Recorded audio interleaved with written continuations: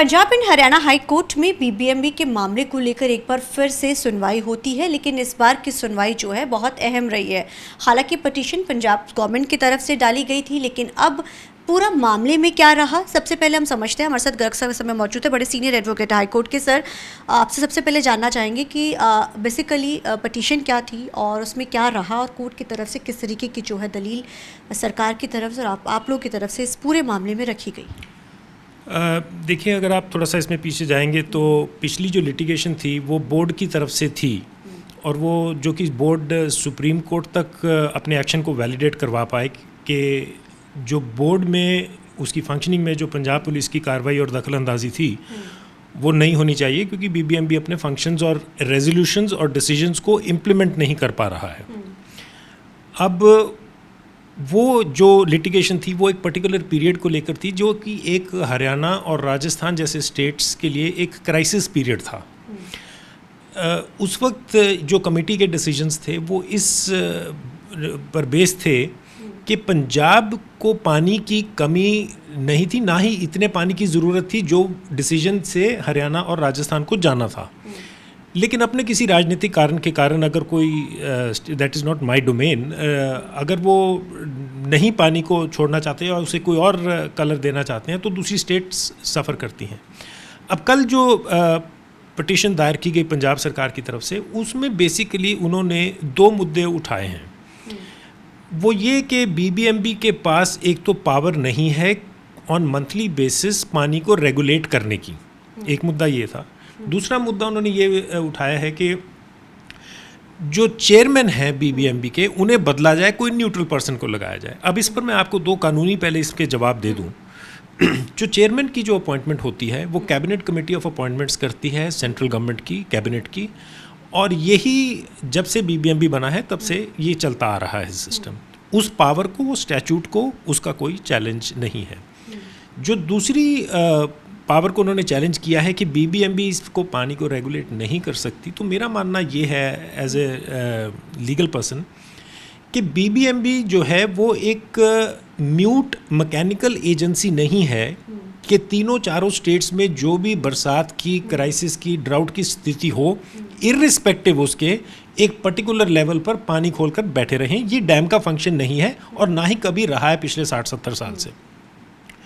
अब इस particular case में जब 8,500 क्यूसेक्स पानी छोड़ने की हरियाणा को बात हुई थी, तो वो पानी रेजरवॉयर में अनयूज्ड ही एक तरीके से रहा, क्योंकि पंजाब की रिक्वायरमेंट उस वक्त वो नहीं थी।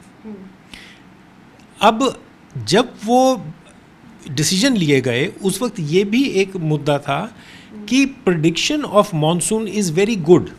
बीबीएमबी ये प्रेडिक्ट नहीं करता है कि फ्लड आने हैं या नहीं आने हैं। तो क्योंकि मेट्रोलॉजिकल प्रेडिक्शन थी कि monsoon will be very good, Punjab will have no loss, तो इस वक्त पानी जो है वो हरियाणा और राजस्थान को दे दिया जाए। तो कल की बहस में जो ये मुद्दा उठा कि रेजरवॉयर को जब डिप्लीट नहीं किया गया पानी रिलीज करके, तो एक्सेसिव मॉनसून से डैम को खतरा है, बाकी इंफ्रास्ट्रक्चरल चीज़ों को खतरा है। उस सिचुएशन में बीबीएमबी के पास कोई और रास्ता नहीं रह जाता कि वो गेट्स खोल करके पानी को रिलीज़ करें। अब जब इस स्थिति में गेट्स खोलकर पानी रिलीज़ होता है, कपल्ड विद द फैक्ट कि मॉनसून की प्रेडिक्शन बहुत हैवी है, तो वो फ्लड सिचुएशन को एग्रेवेट करता है। जो मैं कह रहा हूँ इसमें कोई बहुत साइंटिफिक फार्मूला मैंने आपको नहीं बताया। दिस इज़ समथिंग जो एक बहुत ही नेचुरल ज्योग्राफिकल रीज़न है। तो इस मुद्दे को ये लेकर के कहना कि किसी पर्टिकुलर स्टेट की तरफ बीबीएमबी इंक्लाइंड है या उसके कोई पॉलिटिकल ओवरटोन्स हैं, ये गलत होगा। क्योंकि आप देखें कि जो पार्टनर स्टेट्स हैं, जैसे हिमाचल है, वहाँ पर तो कांग्रेस गवर्नमेंट है। अभी तीनों स्टेट्स में अलग अलग गवर्नमेंट है। So BBMB is neutral, BBMB is not affected by the political overtones and colour of any particular state government. The decisions are based on scientific and statutory powers and reasons. Sir, court में कल जब ये पूरा आपकी तरफ से दलील रखी गई है, तो अब कोर्ट में इसमें क्या बेसिकली कहा गया है? क्या कोर्ट ने ये चीज़ बोली है कि या बीबीएमबी ने ये चीज़ बोली कि अगर पानी हम छोड़ देते समय से, हालांकि चेयरमैन ने जब प्रेस कॉन्फ्रेंस की थी तो उन्होंने कहा था कि हमें चीज़ों को थोड़ा सा ऐसे करना चाहिए कि हमें अपने वाटर लेवल को थोड़ा निकालते रहना चाहिए चीज़ें। तो क्या जब कोर्ट में दलीलें रखी, क्योंकि लीगली सारी चीज़ें होती हैं, तो क्या ये कोर्ट में कहा गया कि अगर पानी छोड़ दे तो फ्लड्स की सिचुएशन पंजाब में नहीं बनती? एग्जैक्टली क्या मतलब पर्टिकुलर रहा? देखिए, जो मैं आपसे जो आपने सवाल पूछा है, जो कल कोर्ट में कहा गया है, वो जो चेयरमैन ने कहा उससे बहुत विपरीत नहीं है। वो in different words it amounts to the same thing. अब कोर्ट में जो दलील ये रखी गई कि this was one of the reasons which could be an aggravating factor in the flood situation. 8,500 cusecs पानी अगर जो रेजरवॉयर में है, अगर आप उसे छोड़ते हैं उस समय जबकि मॉनसून एक्सेसिव है and is near to creating a flood situation, तो जाहिर है वो उसको एग्रेवेट करेगा। सो ये हमारी एक दलील है कि इन चीज़ों के मद्देनज़र ये पावर बीबीएमबी को दी गई है कि आप सिचुएशन के हिसाब से मॉनसून की प्रिडिक्टेबिलिटी के हिसाब से उसे रेगुलेट करें। तो अब कोर्ट में क्या, अब जो उन्होंने कहा है कि एक न्यूट्रल वो होना लगाना चाहिए चेयरमैन, जो उन्होंने कोर्ट में कहा है, और उसके पास पावर नहीं है बीबीएमबी के पास, तो अब कोर्ट ने इसमें क्या कहा है? जवाब दायर करने के लिए कहा गया है कोर्ट ने पंजाब सरकार की तरफ से। पंजाब सरकार की तरफ से क्या दलील दी गई थी? पंजाब सरकार की दलील से अभी कोर्ट इस लेवल पर सेटिस्फाइड नहीं है कि वो बोर्ड से फॉर्मल रिप्लाई मांगे। तो कोर्ट ने कल हमारे जो हम क्योंकि एडवांस नोटिस पर थे, तो इतनी हमारी दलील सुनने के बाद पंजाब सरकार को ये कहा कि you satisfy us more on the statutory power of the board.